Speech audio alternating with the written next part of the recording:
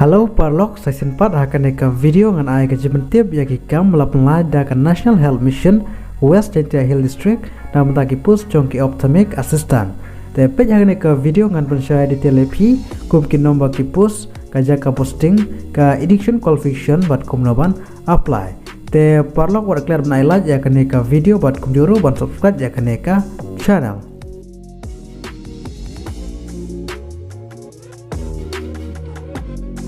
The National Health Mission East Hill District ka office jong ka district medical but health officer kom members category district health society East Hill District cleariat ka code application nam taki pus jong ki ophthalmic assistant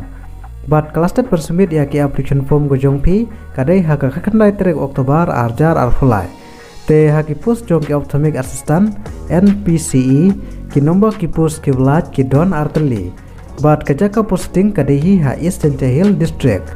te karta berapply but kajinsiu kadai lengba kat kum ke government jong ka Meghalaya norms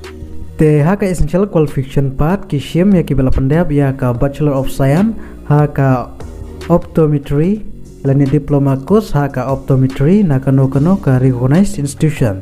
but pidiru benang ya ka computer but internet user lengba ka minimum HNM ka working experience ha ka neka field te komno ban apply te Paralok pila ban apply lengba ka standard application form but kumjuru ki atas photocopy jong baro ki academic but professional qualification